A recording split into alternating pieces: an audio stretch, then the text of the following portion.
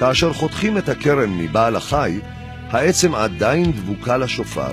כדי להפריד את העצם, מניחים לקרן להתייבש, ואז בכמה מכות פטיש חזקות, העצם יוצאת החוצה.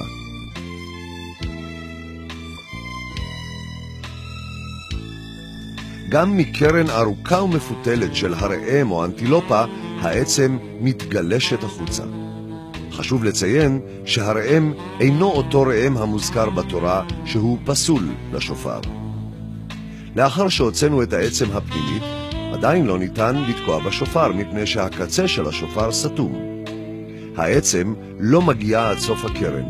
היא נמצאת רק בחלק הקרוב לראש. בעיה נוספת ישנה שהקרן עדיין גולם, עליה נמצאים שכבות שצריך לקרצפם. ואם ניקח לדוגמה קרן של ראם שאורכה מגיע ל1.30 מטר, כאשר חותכים אותה מבעל החי, משקלה הוא כ9 קילוגרם. לאחר הוצאת העצם, משקלה מגיע ל6 קילוגרם. ולאחר השיוף וגמר העבודה, משקלה מגיע ל700 גרם בלבד.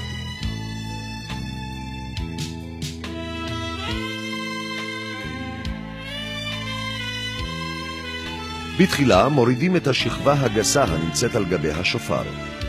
וכך, שלב אחר שלב, משייפים ומקלפים את השופר על מנת שיהיה ראוי לתקיעה של מצווה.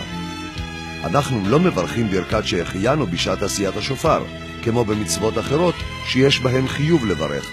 והסיבה לכך, כתבו הראשונים, א', מפני שבעשיית שופר יש טרחה מרובה ואין מלאכה זו מרחיבה את דעתו של האדם. ב', את השופר מייצרים אחת לכמה שנים, ולא כמו לולב או סוכה. ג', לא כתוב בתורה שיש מצווה מיוחדת בעשיית השופר, כמו שכתוב, חג הסוכות תעשה לך. וכעת אנו מגיעים לשלב העדין ביותר בתהליך עשיית השופר. קידוח הפומית של השופר. כל סטייה לא נכונה עלולה לפסול את השופר. ובכדי להתגבר על הבעיה, דבר ראשון, מיישרים את החלק הצר של השופר, כדי שהמקדחה הישרה תחדור פנימה ולא תפגע בדפנות השופר. איך מיישרים שופר קשיח? פשוט מאוד. מחממים אותו על גבי האש, וכאשר הוא מתחמם ומתרכך קצת, מכניסים אותו תחת לחץ על מנת ליישרו. כיום, בשיטות המודרניות, משתמשים בלחץ אוויר.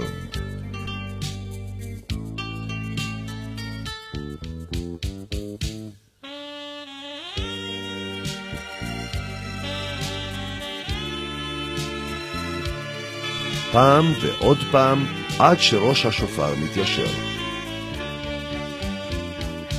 ואז בעדינות, עד לתוצאה הנפלאה.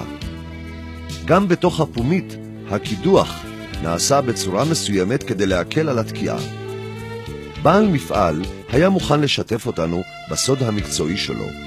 הוא מספר שהוא פתח חצוצרות על מנת ללמוד מהם כיצד לבצע את זוויות הקידוח בתוך השופר, כדי שהקול הבוקע יישמע צלול וחודר.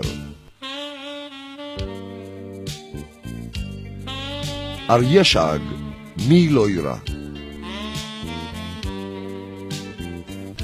לאחר מכן השופר עובר שיוף אחרון, להחליק אותו מכל הכיוונים, כמאמר הגמרא, זה כלי וענבהו, עשה לך שופר נאה. וכעת נזכור בקצרה את סוגי השופרות לפי המנהגים המקובלים בעדות השונות.